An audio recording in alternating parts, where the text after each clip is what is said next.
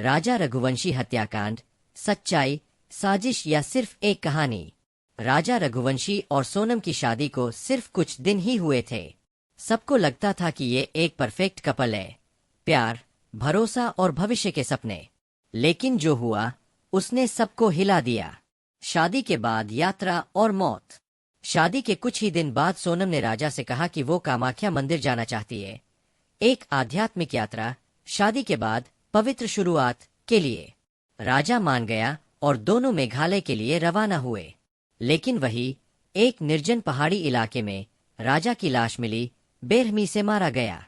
पहली कहानी, कबूलनामा। सोनम ने खुद पुलिस के सामने सरेंडर किया और कबूल किया कि उसने ही राजा की हत्या की है।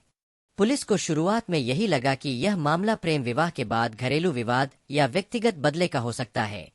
नई कहानी, अपहरण और हत्या। लेकिन अब सोनम ने कहानी बदल दी है। उसका दावा है कि दोनों को अज्ञात लोगों ने अगवा कर लिया था और राजा ने उसे बचाने की कोशिश की लेकिन मार दिया गया। वह खुद को अब एक पीड़िता बता रही है, न कि अपराधी। पुलिस की स्थिति। पुलिस का कहना है कि सोनम की नई कहानी संदिग्ध है और इससे लगता है कि वह सच्चाई को छुपाने या मामले को मोड़ने की कोशिश कर रही है। डिजिटल सबूत, फोन रिकॉर्ड्स, सीसीटीवी फुटेज और गवाहों के बयान, सबका विश्लेषण किया जा रहा है। अधिकारियों ने यह भी बताया है कि सोनम की पहली कबूलनामा और अब की कहानी में गहरा विरोधाभास है। अब आगे क्या? इस केस ने देश भर का ध्यान खींचा है। क्या सोनम सचमुच मासूम है?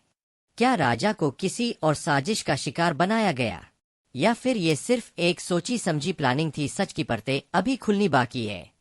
ये तो बस शुरुआत है।